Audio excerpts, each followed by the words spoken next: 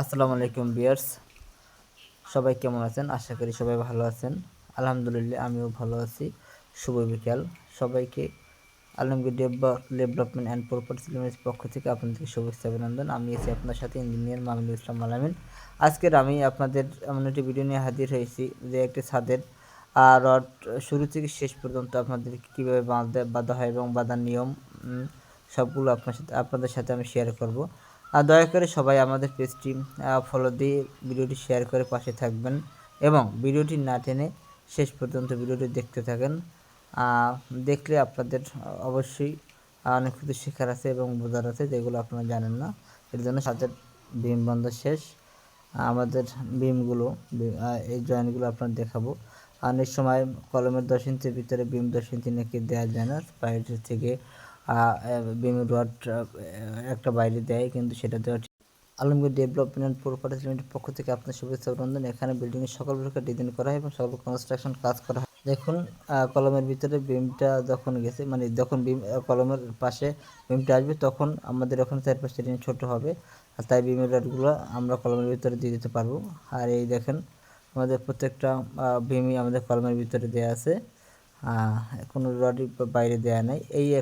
এইটা দেখুন, আমাদের এটি হচ্ছে বিম। এই যে বিমটা কলমের গোড়া থেকে এসে আবার বিমের সাথে অ্যাড হয়েছে, এটা বলে আমরা সচরাচর বলে থাকি সেকেন্ডারি বিম। আর পিরামিড বিম বলা হয় কলম টু কলম, আর যে বিমের জয়েন্ট থাকে সেটা হচ্ছে পিরামিড বিম। আর সেকেন্ডারি বিম হচ্ছে গিয়ে কলম, এক মাথা কলমের জয়েন্ট, আর এক মাথা হচ্ছে আমাদের অন্য একটি কলমের জয়েন্ট থাকে না, বিমের সাথে অ্যাড হয়। আর এখানে সচরাচর আমরা ওই যে সেকেন্ডারি বিমটা বাঁধতে জানি না। এটার উপর নিয়ম হচ্ছে যে প্রাইমারি বিমের আর উপরে আমাদের এই সেকেন্ডারি বিমটা লোড বহন করবে, তাই রডটা আমাদের এখানে দেওয়া আছে, এভাবে দেখে নেবেন। আর হচ্ছে গিয়ে আমাদের সচরাচর আমরা রড বাঁধি হচ্ছে রুমের স্পেসের উপর ডিপেন্ড করে। যেটা আমাদের যে মেইন রড, সে মেইন রডটা আমাদের সবসময় আগে পড়বে, এবং সেটা আমরা কিভাবে দেব, সেটা হচ্ছে আমাদের যেদিকে শর্ট ডিরেকশন, মানে জায়গা কম, আর বিল্ডিংয়ের জায়গা না, আমাদের বিম টু বিমের যে জায়গা কম সেদিকে আমরা মেইন রডটা পড়বে, এবং যেদিকে জায়গা বেশি এর উপরেটা বান্দিরটা পড়বে। অনেক সময় অনেক মিস্ত্রিরা সেটা জানে না যে জায়গা যেদিকে বেশি ওদিকে তার মেইন রড ফেলায়, কিন্তু সেটা ফেলানো যাবে না। সব সময় একটু খেয়াল রাখতে হবে যে জায়গা যেদিকে কম ওই দিকটা আমার মেইন রড বসবে এবং ওই রডটা আগে বসবে। এই দিকে ভালো করে আমাদেরকে খেয়াল করতে হবে। মালিক পক্ষ যারা আছেন তারাও আপনারা দেখে নেবেন যেন মিস্ত্রির কোনো মতে ভুল করলে সেটা আপনারা বুঝে নিচ্ছেন। এটা যে ক্যারিং দেওয়া আছে, অনেক সময় মিস্ত্রিরা ক্যারিং দিতে পারে না, তাই আপনাদের সামনে এই ক্যারিং কীভাবে করা হয় এটা আপনাদের সামনে আমাদের এই ভিডিওটিতে দেওয়া আছে, আপনারা দেখে নেবেন। দক্ষ মিস্ত্রির দক্ষতার সাথে তারা কাজ করতেছে। অনেক সময় ক্যারিংয়ের স্পেস, ক্যারিংয়ের হাইট তারা জানে না বা দিতে পারে না, তারা দেখা যায় আমাদের ক্যারিং হচ্ছে গিয়ে মাঝখানের যে রডটা ওইটা নিচে মেইন রড, এবং ক্যারিংয়ে যাইয়ে ওইটা বাইন্ডার হয়ে গেছে, মেইন রড থাকে না, সেইটা আমরা অনেক সময় এটা বাঁধতে ভুল করি, সেইটা করা যাবে না। এখন দেখেন আমাদের রড বাঁধা প্রায় শেষ। আমরা এখন দেখবো যে আমরা তারা মিস্ত্রিরা যে রড বাঁধছে, যে তারা যে রুমের স্পেসে ক্যারিং বাঁধছে, সে রড আসলে বাঁধা ঠিক আছে কিনা, আর তারা কী সূত্রে রড বাইন্ডিং করছে সেটা আমরা আপনার সাথে দেখাবো। এই দেখুন, সচরাচর আমরা 4 ভাগে আমরা ভাগ করে, L4 ভাগ করে আমরা রড বাঁধি। যেমন মাঝখানে 2 ভাগ থাকে এবং দুই পাশে 1 ভাগ 2 ভাগ থাকে, যে 2 ভাগে ক্যারিং পড়ে আর মাঝখানে 2 ভাগ পড়ে।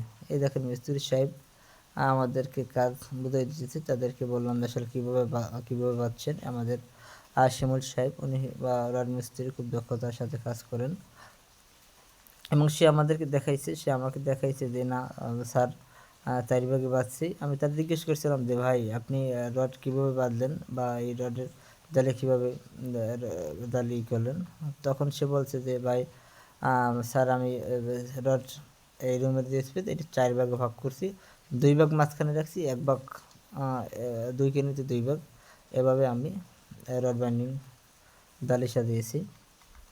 যাই হোক, ধন্যবাদ মিস্ত্রিকে যে আসলে অনেক সময় অনেক মিস্ত্রিরা বোঝে না, এর জন্য এবং কিছু কিছু মিস্ত্রি অভিজ্ঞতার সাথে কাজ করে, তাদের অভিজ্ঞতা অনেক বেশি, তাই এর জন্য এরা কাজ করতে সহজ হয়। এইটা আমাদের হচ্ছে গিয়া উপরেটা বাঞ্জার রড, নিচেটা মেন রড উঠে দাঁড়িয়ে ক্যারিং হয়ে গেছে। এই দেখুন, হ্যাঁ আবার ক্যারিং হয়ে গেছে, ওখানে আবার মাঝখানে যাই আবার ওই যখন মাঝখানে পড়ছে সেটা আবার এখানে মেন রড এবং ক্যারিং দিয়ে বাঞ্জার হয়ে গেছে। না হলো ভিউয়ার্স, আমরা আপনাদেরকে এটুকু দেখাতে চাই, অনেক সময় এই ছাদের রড বাঁধতে প্রায় ভুল করে, আসলে এই একটু ভুল যদি কতটা ক্ষতি হতে পারে আসলে এরা মিস্ত্রিরা জানে না, তাদের দেখানো যাইতো তারা আসলে ভুলটি করতো না। এই দেখুন বুলুক আসলে সচরাচর তারা অনেক মিস্ত্রি বানাতে চায় না, দেখা যায় পাথর বা ইটের টুকরো দিয়ে দিয়ে দেয়। আর এখানে আমরা আমাদের মিস্ত্রি দেখুন এই যে 3 ইঞ্চি বুলুক বানাইছে এবং নিচে জালের জন্য 1 ইঞ্চি ব্লক বানাইছে। এই না 3 ইঞ্চি ব্লক ঠিক আছে, আসলে সে ইয়া করে নাই, তাই আমি একটু চেক করে নিলাম আসলে ব্লক তাদের সাইজ ঠিক আছে কিনা। উনি বলছে আমারে যে আসলে যে সাইজ ঠিক আছে, তাও আমার কনফিউশন দূর করার জন্য আমি ব্লকটা মেপে নিলাম এবং তাকে আমি বললাম যে ভাই ব্লকগুলোর সাথে ব্লক ছাদে রডের প্রত্যেকটা জায়গায় যেন ব্লক দেওয়া হয়। অনেক সময় এই যে তাড়াহুড়ো করে মিস্ত্রিরা ব্লক আইনে রেখে দিতে চায় না, আর দেখা যায় ব্লক দিলে সইরে যায় ডালের সময়, কিন্তু সেদিকেও খেয়াল রাখতে হবে। এই এখানে ব্লক দেওয়া হয় না, তাকে বলতেছি যে ব্লক দিতে হবে অবশ্যই।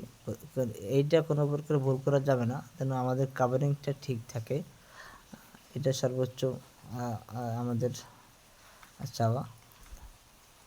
আর এই যে কলমের গোড়া, এখানে প্রত্যেকটা কলমের গোড়ায় একটি রিং বসবে, যেটা মিস্ত্রিটা দেয় না এখনও, কিন্তু তা শেষ হওয়ার পরে মানে কাজ সব সমস্যা হিসাবে ঢালাইয়ের আগে তারা রডটা আছে ওইটা তারা বেঁধে দিবে। এখন আমাদের কাজ শেষ হওয়ার পরে আমরা কি করব, আমরা এই ছাদের লেবেল করে নেব আসলে জিরো লেভেল আছে কিনা। এর জন্য লেবেল না করলে আমাদের ছাদটা কোনো দিকে কম ঢালু, কোন দিকে উঁচু, এভাবে থাকলে আমাদের ছাদে পানি জমবে, আসলে এটা করা যাবে না। এর জন্য মিস্ত্রিটা কী করছে, এরা এই যে লেবেল করে নিছে, হ্যাঁ এই দেখুন সুতা টানানো আছে, তারা লেবেল করে নিছে। এটি হচ্ছে একটা 2000 স্কোয়ার ফিটের ছাদ, এটি প্রজেক্ট হচ্ছে হাসনাবাদ কেরানীগঞ্জে। এখানে 2টি ইউনিট এবং 4টি বেলকনি, একটি লিফট, একটি 3 পাটের সিঁড়ি। এটি এখানে কলম হচ্ছে আমাদেরকে 18টা কলম, হ্যাঁ, এবং 35টা ফাইল দেওয়া আছে। এই দেখুন আমি লেভেল চেক করতেছি, তারা মূলত 27 ইঞ্চি রাখছে বিম থেকে, 27 ইঞ্চি রাখছে বিম থেকে, এবং ছাদের উপরে 12 ইঞ্চি, 27 ইঞ্চি 10 ইঞ্চি আমাদের বিমে যাবে, উপরে 5 ইঞ্চি, 15 উপরে 5 ইঞ্চি 15 ইঞ্চি, এই মোট 12 আর 5 17, 17 আর 10 27 ইঞ্চি, ঠিক আছে। ছাদের উপরে আমাদের লেভেল থেকে 12 ইঞ্চি থাকবে, প্রতি জায়গায় 1 ফুটে লেভেল করছে ছাদের উপর থেকে, আর বিম থেকে করছে 27 ইঞ্চিতে। তাদের বিম আমাদের 15 ইঞ্চি বিম, এর জন্য এখানে 27 ইঞ্চি পড়ে গেছে, 1 ফুট ধরছে আমার। কিছু জায়গায় প্রায় জায়গায় ঠিক আছে, কিন্তু একটু জায়গায় ঝামেলা হয়েছে, যেমন এই জায়গাটা এখানে ডাউন আছে। মিস্ত্রি হিসেবে বললাম দেখো ডাউন কেন, তারা এই বাসটি এখান থেকে নিচে যদি দাম বাঁধানো লাগে, যে খুঁটি আছে খুঁটিটা দাম বাঁধিয়ে দেবে, আর যেন আমাদের এই লেভেলে জিরো লেভেল যেন হয় সেই দিকে সর্বোচ্চ খেয়াল রাখতে হবে।